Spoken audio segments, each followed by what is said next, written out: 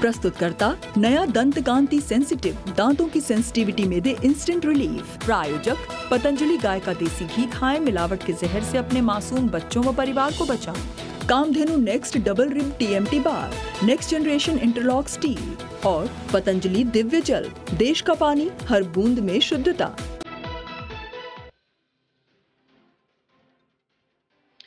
कमजोर ग्लोबल संकेतों से फिसला बाजार, निफ्टी करीब 50 अंक नीचे 17,600 के पास, सेंसेक्स करीब 200 अंक लुढ़का, ऑटो, IT, बैंक और मेटल शेयर से दबाव।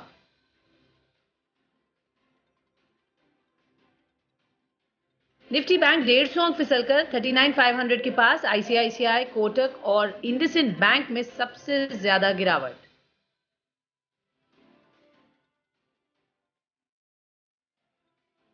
आज रिवर्स गियर में auto shares, Tata Motors, Ashok Leyland और भारत फोर्ज 3% तक लुढ़के, मारुति, हीरो मोटो और बजाज ऑटो में भी दबाव।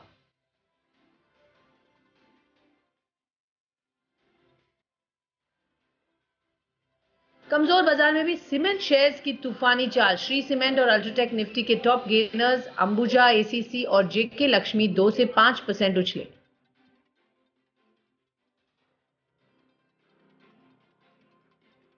छोटे मझोले शेयर्स में आज भी खरीदारी जारी, वोडाफोन आइडिया 5% उछलकर वायदा का top gainer, BHEL, Gujarat gas, Lakshmi Organics और CESC 1.5 से 4% उछले।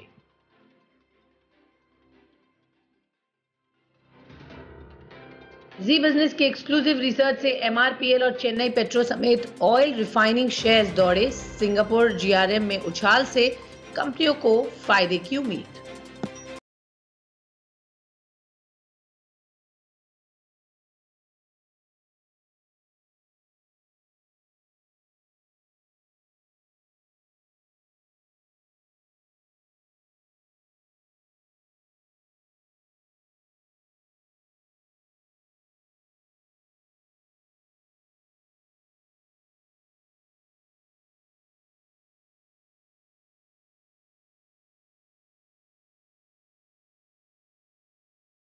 कॉर्पोरेट रडार में आप सभी का स्वागत है। मैं हूं स्वाति खंडेलवाल। आज हमारे रडार पर टेक्सटाइल और अपैरल सेक्टर की बड़ी कंपनी रेमंड है। कंपनी के कारोबार, मौजूदा डिमांड ट्रेंड, क्षमता विस्तार के प्लान और आगे की ग्रोथ आउटलुक पर कंपनी के CFO हमारे साथ जुड़ेंगे, अमित अग्रवाल साहब। लेकिन पहले बाजार में अब इस वक्त क्या एक्शन है ये जान लेते हैं। चलते हैं हम सीधे वरुण के पास जो देंगे इस वक्त का बाजार का हाल। बाजार में गिरावट फिलहाल, वापस दबाव देखने को मिल रहा है वरुण। डेफिनेटली, तो ग्लोबल संकेत जो थे वो कमजोर थे और इसी के चलते आपने देखा कि बाजार में जो है वो गिरावट देखने मिल रही है। इनफैक्ट सुबह जब सिंगापुर निफ्टी खुला था तो करीब 200 अंकों के आसपास की गिरावट सिंगापुर निफ्टी में थी और एशियन मार्केट्स में जो गिरावट थी उसका असर देखने मिल रहा था। लेकिन हमारे मार्केट्स में हाल उतना खराब नहीं है, नो डाउट लाल निशान में है, लेकिन महज 50 अंकों के आसपास की गिरावट जो है वो निफ्टी में देखने मिल रही है। निचले स्तरों से अगर आप देखेंगे ना तो रिकवरी भी काफ़ी बेहतर देखने मिली है। तो ग्लोबल के मुकाबले देखेंगे तो भारतीय बाजारों का हाल उतना खराब नहीं है। एडवांस डिक्लाइन देख लीजिएगा, अभी भी एडवांसेस के फेवर में, यानी कि ब्रॉडर मार्केट में जो तेजी थी वो अभी भी जारी है। हालांकि मार्केट में गिरावट जिन काउंटर्स की वजह से आई उसमें देखिए काफ़ी हद तक IT काउंटर्स है, वहाँ पे कुछ हद तक गिरावट देखने मिले, क्योंकि नैस्डैक जो है वो लगातार गिर रहा है, उसका असर जो है अभी भी IT काउंटर्स पे देखा जा रहा है। टेक महिंद्रा जैसे काउंटर्स है जो कि गिरावट है, हिंडाल्को, भारतीय Airtel, Tata Motors, auto counters आज सबसे ज़्यादा प्रेशर बना रहे हैं। इसके अलावा FNO में अशोक लेलैंड, यहाँ पे गिरावट है। L&T tech, Bharat forge, KPIT tech, ये वो तमाम काउंटर्स है जहाँ पे गिरावट है। खबरों के चलते अरविंद स्मार्ट स्पेसेस, यहाँ पे फंड्स की तरफ से बाइंग हुई है, उसका असर। ट्रांसफॉर्मर्स एंड रेक्टिफायर्स हमारे चैनल पे आया था, उसके बाद देखिए स्टॉक में तेजी है। चेन्नई पेट्रो जो हमने एक्सक्लूसिव रिसर्च दी उसके बाद स्टॉक में तेजी, और ड्रीम फोक्स सर्विसेज कल लिस्टिंग हुई, कल तेजी थी, आज यहाँ पे गिरावट देखने मिल रही है 4% के आसपास की। एक सेक्टर जो सबसे ज़्यादा फोकस में है आज वो है सीमेंट सेक्टर। तमाम सीमेंट स्टॉक्स में देखिए 3 से 10% के आसपास की तेजी जो है आपको कुछ सीमेंट स्टॉक्स में देखने मिलेगी। कुछ खबरें ऐसी है कि सीमेंट की प्राइसेस बढ़ी है, उसका इम्पैक्ट कहीं ना कहीं सीमेंट स्टॉक्स पे देखने मिल रहा है। इसके अलावा कोल इंडिया, लगातार कोयले के दाम जो बढ़ रहे हैं उसका असर यहाँ देखने मिल रहा है। ब्रिटानिया, वोडाफोन, गोदरेज कंज्यूमर्स जैसे काउंटर है जहाँ पे अच्छी खासी तेजी है।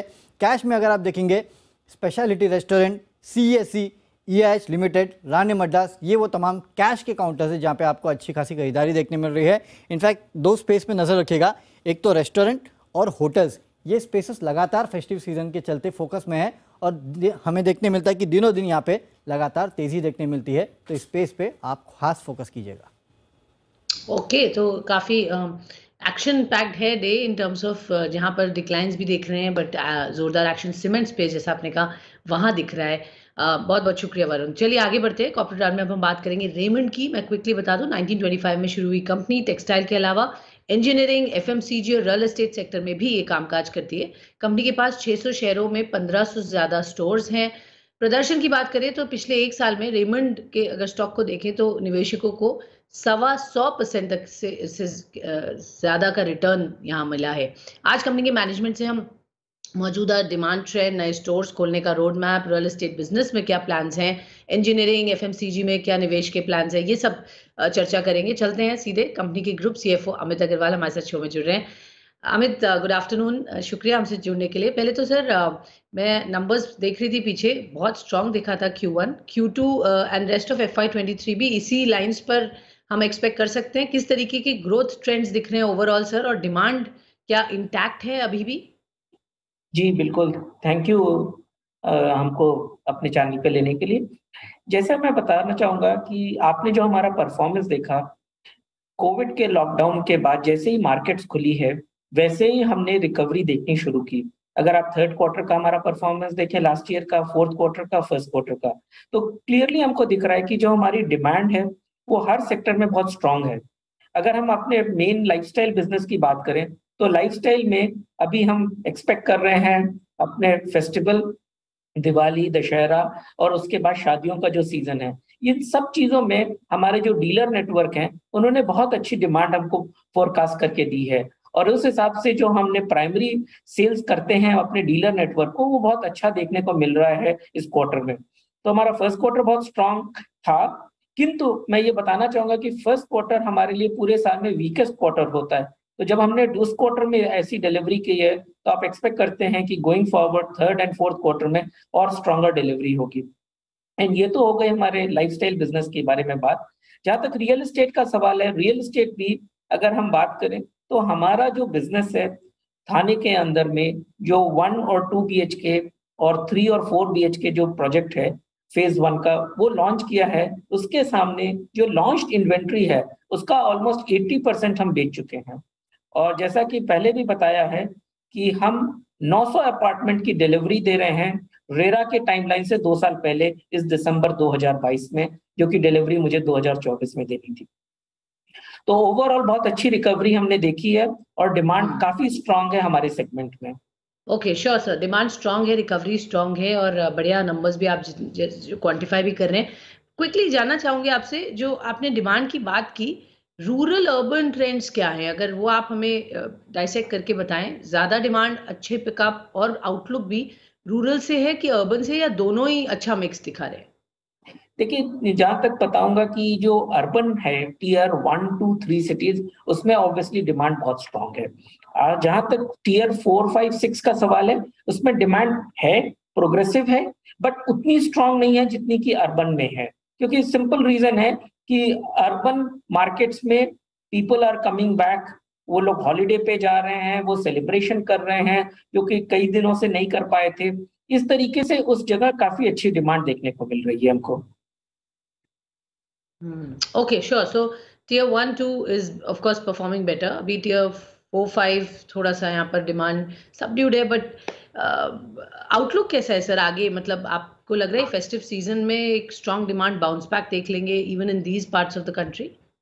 Absolutely. So even because of the festive and wedding season from the October onwards, we expect very, very strong demand across the country.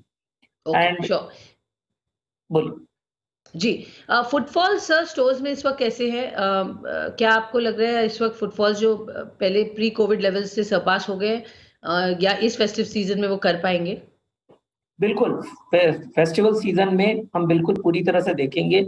और दूसरा सबसे बड़ा चेंज क्या देखने को मिला है, पहले जो एवरेज टिकट वैल्यू थी, उसमें करीब करीब 15 से 17% का इंक्रीज आया है।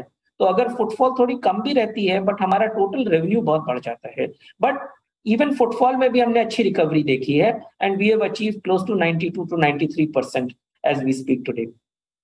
Okay, sure. सो वहां पे भी अच्छी रिकवरी आ गई, 90 4-5% आप बता रहे हैं। ओके सर, ग्रोथ आउटलुक अगर मैं जानना चाहूंगी इस पूरे साल का रेवेन्यूज और मार्जिन्स के पॉइंट ऑफ व्यू से, तो क्या आप प्रोजेक्ट कर रहे हैं? बिकॉज एक स्ट्रॉन्ग फेस्टिव सीजन, एक स्ट्रॉन्ग सेकेंड हाफ भी आपको दिख रहा है।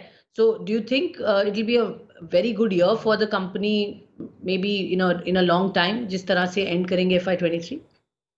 Absolutely. We reported Q3 as a record year, Q4 a record performance, Q1 again record, respective to the earlier years in the same quarter.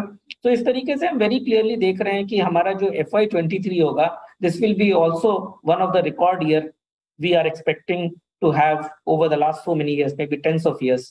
We would not have seen such a performance. तो क्या targets है, क्या growth outlook है अगर revenues और margins की बात करें तो? तो देखिए, मैं स्पेसिफिक कोई आउटलुक नहीं देना चाहता ऑन अ नंबर, बट ये बता सकता हूं कि हमारी जो परफॉर्मेंस है, जो हमारे पास्ट में परफॉर्मेंस है, उससे काफी बेहतर परफॉर्मेंस देखने को मिलेगी। बट सर, जो रॉ मटेरियल प्राइसेस के प्रेशर थे for some time, of course now भी थोड़ा कूल ऑफ हुआ है, this is room for maybe price hikes and correcting that margin pressure. आप कैसे देख रहे हैं मार्जिन्स का बैंड क्या होगी जिसमें आपको लगता है एक रीजनेबल मार्जिन्स आपके by the end of the year आ जाएंगे? देखिए, जहां तक हमारे को रॉ मटेरियल का है, हमारा दो बड़ा रॉ मटेरियल होता है लाइफस्टाइल बिजनेस में, एक होता है वूल और एक होता है कॉटन। वूल का जहां तक सवाल है, वूल का प्राइसेस फ्लैट था। However, we have been able, because of our product and because of the strength of the reach, we have been able to increase the prices of all the woolen fabrics. As far as cotton is concerned, if you really see how the cotton prices have moved up by 100%. However, what actually the raw cotton goes into a shirt fabric which you buy, there the price impact is in the range of 20-21% on the effective selling price, of which we have been able to increase almost 19 to 20% price increase. So we have not been impacted as a portfolio at all on margin. And that is why, if you see in our branded textile, we have been able to deliver 17 to 18% EBITDA margin in the branded textile business. Similarly, on the apparel business, again, we have been able to recover from the market, the increase in the raw material, and we are expecting again 8 to 10% margin in that business as well. Okay, alright. तो ये तो margin के outlook है जहां तक आपके different businesses की बात कर रहे हैं। सर, एक काम करते हैं, एक छोटा सा ब्रेक लेते हैं इस नोट पर, बट आपसे और भी चर्चा करेंगे आपके बिजनेस में और वर्टिकल्स पर, एक्सपोर्ट मार्केट। छोटा सा ब्रेक, हम जल्द वापस आते हैं, आप बने रहिए हमारे साथ।